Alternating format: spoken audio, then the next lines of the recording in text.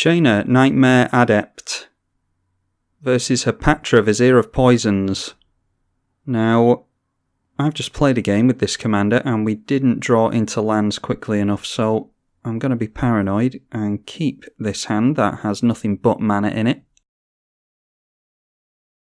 A fast start for our opponent gets them into a turn 1 Hapatra. And they'll be able to start getting snake tokens running around quite soon. There is one of our madness cards that we do not want to see just yet. Get down the Badlands and pass the turn. Okay, yeah, plenty of fast mana this game apparently. They are down to 3 cards though, but that is a really good one to see. Whenever an opponent casts a spell, put a minus counter on it. And whenever it deals combat damage to a player, you remove the minus counters. No doubt a minus counter will be going on the Adept. And that generates a snake token. Yeah, let's get into the Graven Cairns. And go for the Rakdos Signet. I'd be tempted to wasteland my opponent's Bayou if they don't get down another land this turn. Yeah, especially with Crucible of Worlds in hand. A Pitiless Plunderer. So they're going to get a bunch of mana if we wipe the board. So maybe the wasteland isn't the best idea. And deciding to put a minus counter on a snake to kill it off so that they'll get a treasure token. Living Death is no use to us whatsoever. Let's go for the Crucible of Worlds. And then going to wasteland the Bayou because that's pretty much all we can do this game. Still 3 cards in our opponent's hand. All we can hope for now is some kind of artifact destruction. Our opponent still has a decent sized board though, so even with artifact destruction they might be able to take us out. Okay, Cryptolith Rite will definitely keep them in mana. And in Rakdos we're not likely to get rid of Cryptolith Rite.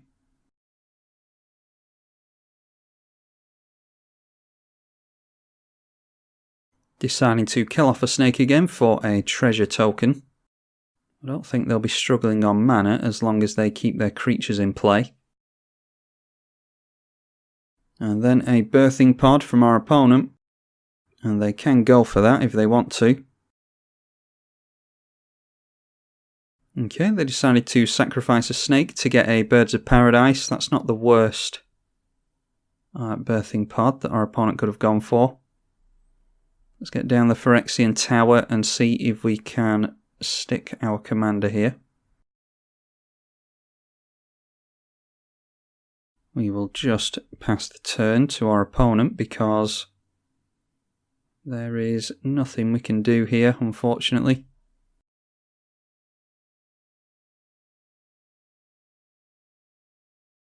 And Birthing Pod deciding to sacrifice the Pitiless Plunderer to grab a 5-drop, and yeah, about to start putting a bunch of minus counters on our stuff.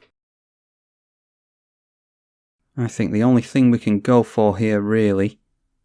can we discard this during... Oh, we can actually activate this during our opponent's turn as well. So if we discard the Noxious Gearhulk, and then we can Living Death next turn to wipe the board and get a Noxious Gearhulk into play. Let's just see what our opponent's going for here. I'm hoping that they'll actually take out our commander so that we can put it in the graveyard and reanimate it.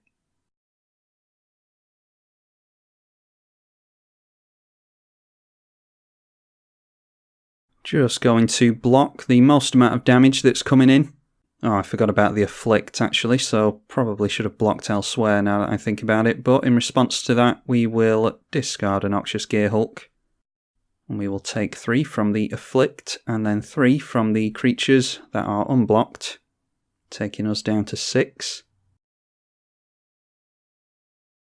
And then our opponent deciding to create a snake by putting a counter onto the Amit Eternal. Okay, yeah, Living Death is definitely what we're going for here. And then both of these creatures gain haste because they did not enter from our hand, and we will kill off the pirate with the Noxious Gearhulk. Noteworthy that your commander does not enter from your hand usually. It usually enters from the command zone, meaning that often Chainer has haste. Let's start trying to catch up to our opponent, really hoping for a couple of lightning bolts in a row here, but they managed to dodge that one. Yeah, plenty of fast mana for our opponent. They're doing pretty well considering they've only gotten into one land throughout the entire game. This does look more like a EDH deck though, with a very low land count and things like Mox Diamonds. Okay, a Vati Ildal. Until the end of your turn, a target creature has base power of 1 or base toughness of 1, meaning that when it has a minus counter on it, that thing will die. We can still get through with our Noxious Gearhulk. Yeah, let's definitely draw some cards.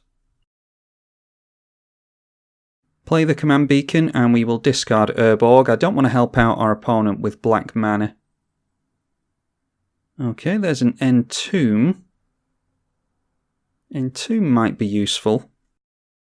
Pretty much has to block here, so we will go for... do they have to block?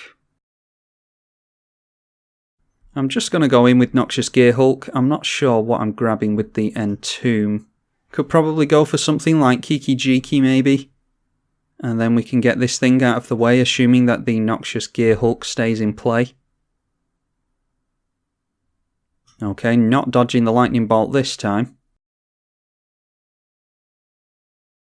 Hapatra coming back down again, and now the Vati Ildal does not have summoning sickness, so they can give something base power and toughness of 1. We will go for Entomb and see what we can grab here. Yeah, let's just go for the Vandal Blast. Oh my god, no, that wasn't a... Oh, it's been a long day of recording. I had it in my head for some strange reason that was a Vampiric Tutor. Oh god. Okay, well let's hope for a decent top deck. That is a decent top deck.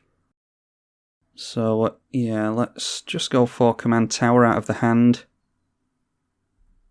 And then our opponent has to block. In fact, I think we get through anyway, don't we? Because our opponent has to block with 2 creatures on the Noxious Gearhulk. They might be able to sacrifice something to Birthing Pod in order to get multiple creatures into play. Maybe a creature enters with some tokens. So we'll just swing in with both things here. Like I say, they have to double block here against the Noxious Gearhulk. Chainer goes through to our opponent. We'll just have to see if there's any more Birthing Pod shenanigans. They can pay for Birthing Pod with green mana from the V2 Ghazi. Yeah, our opponent forgetting about the Menace. And trying again. There we go, our opponent blocking correctly. The 2 damage onto the Noxious Gearhulk. And they can send Noxious Gearhulk down to a 1-1, so that will easily die here. But now that that's tapped, they can't go for anything with the Birthing Pod, so I'm not too worried about them getting spot removal off on Chainer. And there we go, knocking our opponent down to -2. That was a terrible showing for this deck. It's supposed to be Reanimator. And the only reanimation we saw was Living Death, which, as it just so happens, actually won us the game in a roundabout way. Yeah, don't really like how that game played out, so I'm going to play another one. And I'm sure you are going to see it momentarily. Now, let's test our luck again. Chainer, Nightmare Adept, versus Kykar Wind's Fury. Yeah, running up against a lot of control players this afternoon.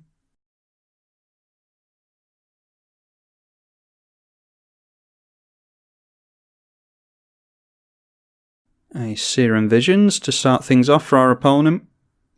I expect to see lots of cheap instants and sorceries from a Kykar deck, assuming that they've built it the same way we did.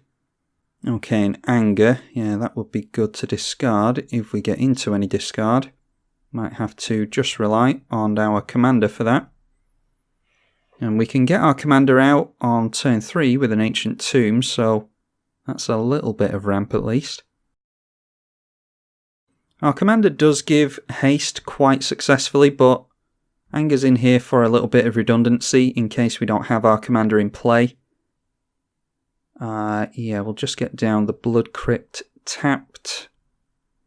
And then pass again. We'll go for Ancient Tomb into our commander next turn. Yeah, if we don't have our commander in play, then the haste from Anger will be of some use to us.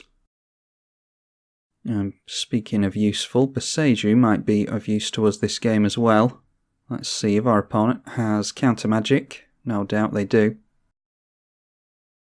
Nope, managing to land Chainer, and because it didn't enter the battlefield from our hand, it does gain haste. So we'll swing in immediately for 3 at our opponent. Put a target attacking or blocking creature on top of its owner's library. Okay, well before we do that, let's go for a discard on Anger. And then we will actually put it on top of our library, I think. Just so that we're not having to pay command attacks on that. We'll just drop the Boseiju next turn and then go for our commander. And a Narset, Parter of the Veils. Does Combustible Gearhulk count as card draw? Yes, it's draw 3 cards, so we will have to get rid of Narset. Yeah, and thanks to Anger, we will be able to do that if we play Chainer, so let's get down Boseiju. There's that redundancy I was talking about.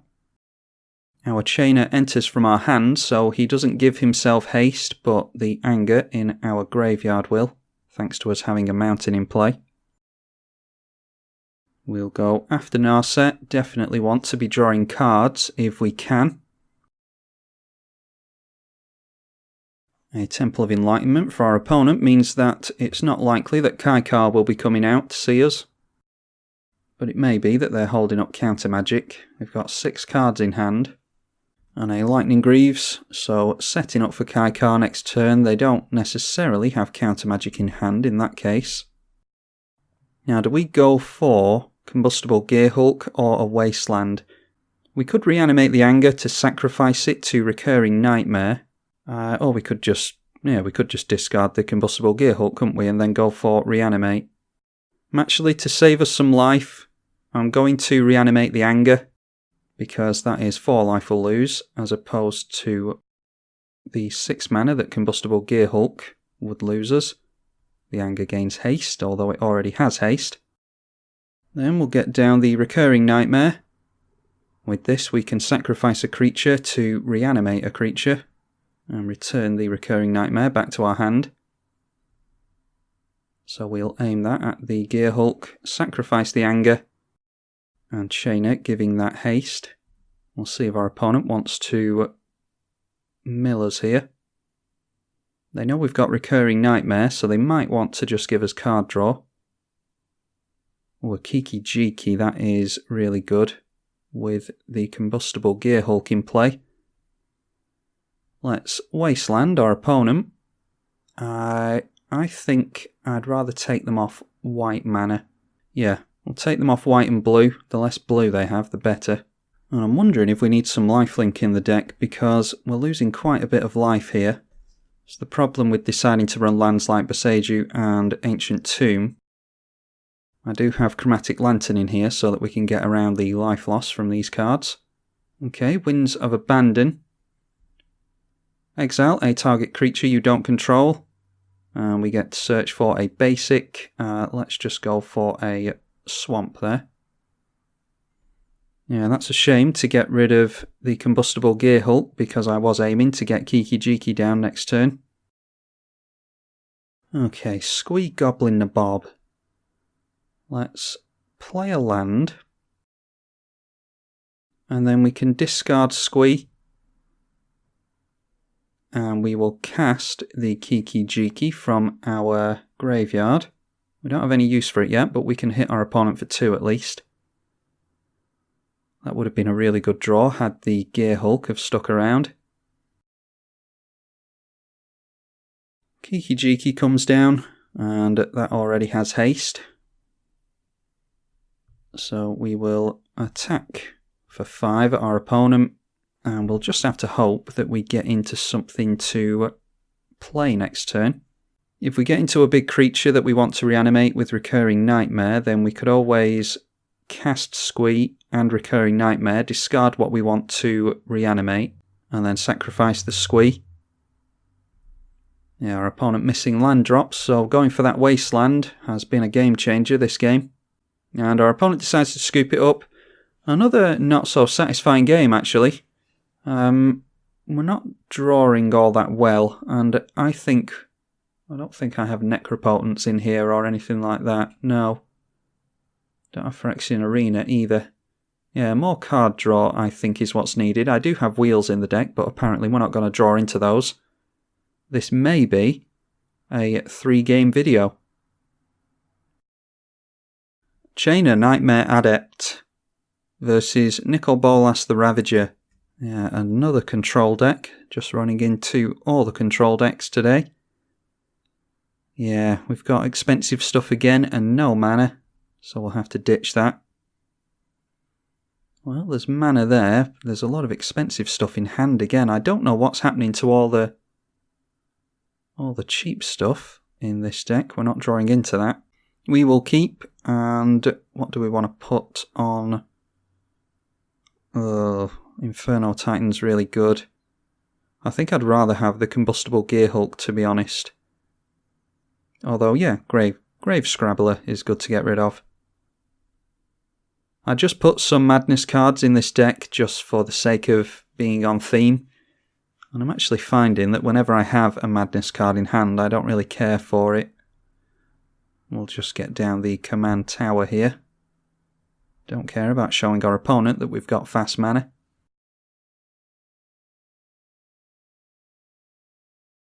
Okay, there's another land. We'll get that down and go for our duel. And that will switch on the Tainted Peak. Now it's time to see if our opponent has counter magic. That came down pretty quickly, so they're F6'd. I don't know if they would have switched off their F6 by now. Nope. Chainer managing to come down. They may have removal though, and Chainer does give himself haste because he didn't enter from our hand. So let's swing in our opponent. And a shock straight on to our commander, so we'll need another land to get our commander back out again.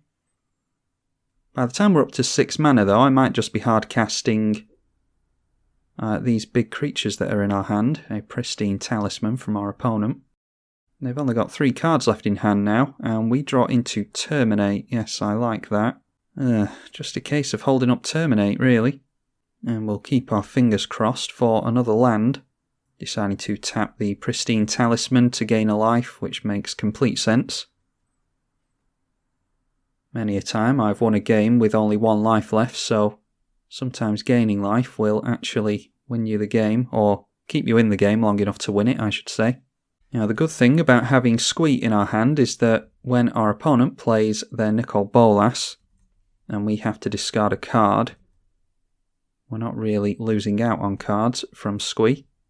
But they may well be holding up counter magic yet again. Really hoping for a land here. Rakdos Signet, it's mana at least. It's just really slow mana.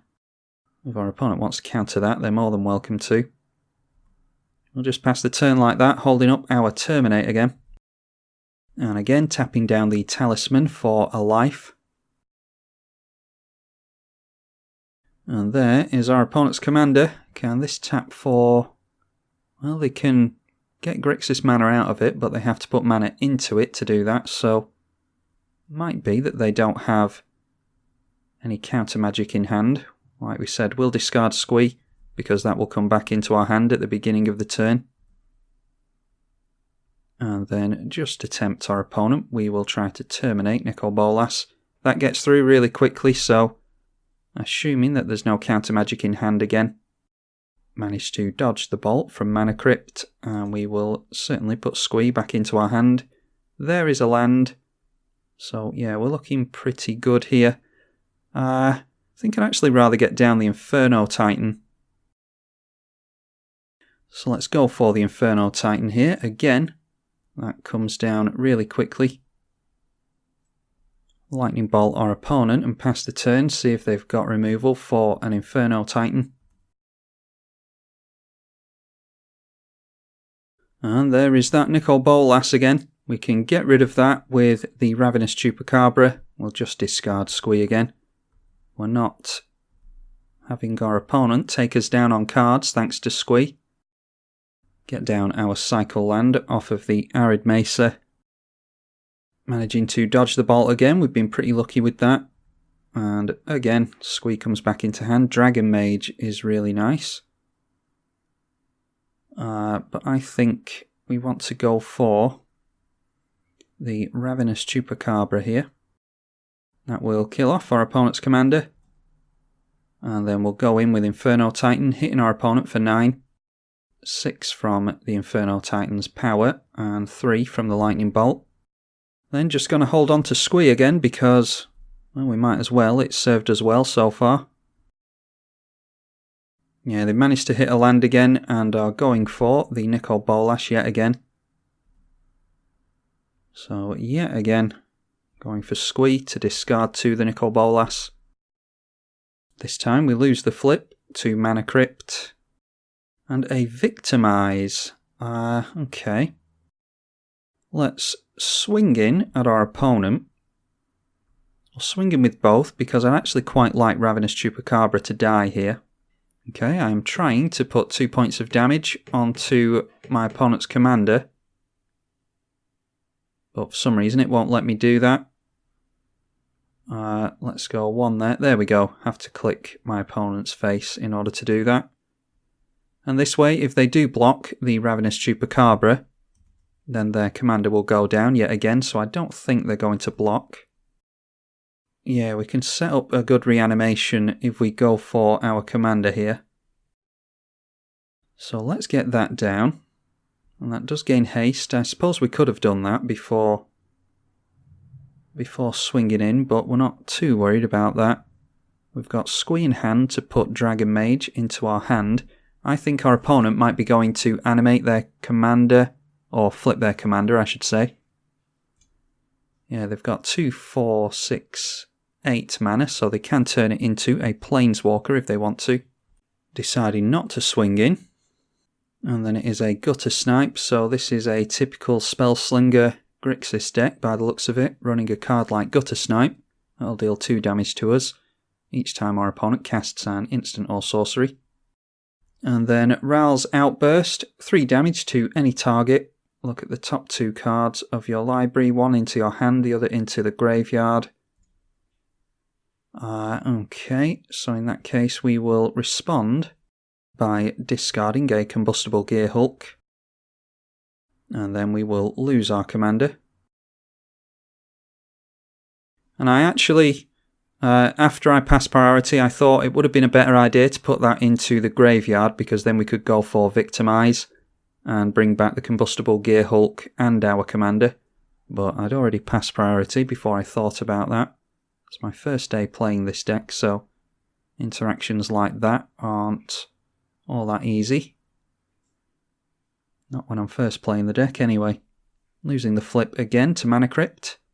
Now let's go for Sol Ring. And how much is our commander now? 8, I think. So we've got 3, 4, 5, 6, 7, 8. We won't be able to cast Victimize. We can actually shock our own Ravenous Chupacabra, can't we? Yeah, so we'll let that mana float away. And we will go for swinging in with everything. We'll put a point of damage on our opponent and 2 damage onto the Ravenous Chupacabra. And it's a case of seeing if our opponent wants to double block. Bit of a risky play here because they might be holding up counter magic. Let's play our Squee. And then we will Victimize, choosing the Combustible Gear Hulk and the Ravenous Chupacabra. We get 2 creatures, and sacrifice 1. And it looks like there's some counter magic coming. Yep, they do have a counter spell. Well, that's the risk you run, playing with cards like that. 1 card left in our opponent's hand.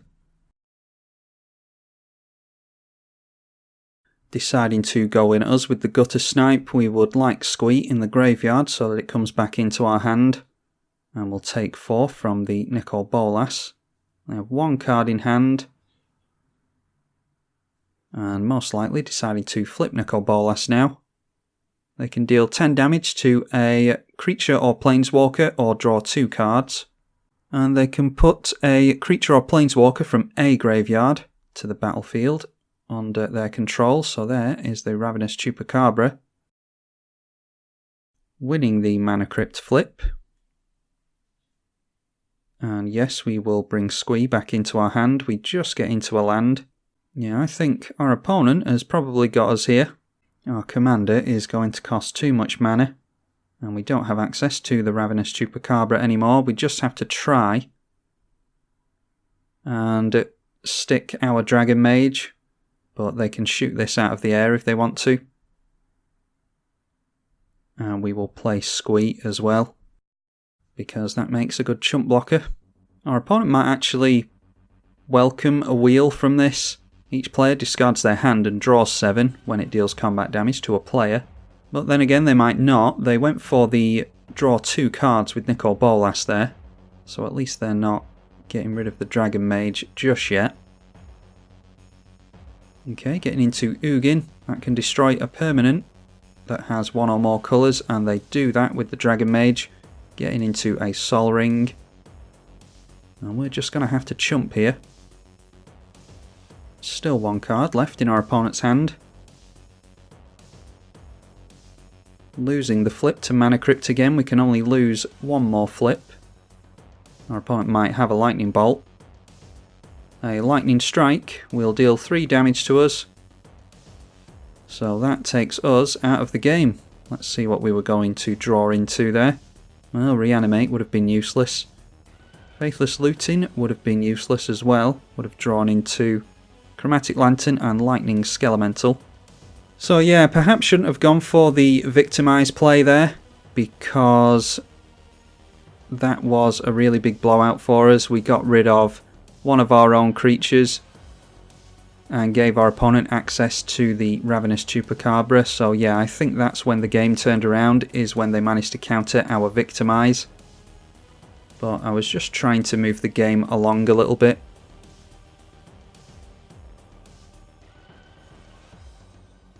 Some tweaking left to be done in the deck, but I will release these 3 games in a video and see what the popularity of this commander is. I'm assuming that it's going to be a popular one, but I don't know until the games are released. So let me know what you think either way. I'm tribalkai on the EDH channel. Thank you for watching.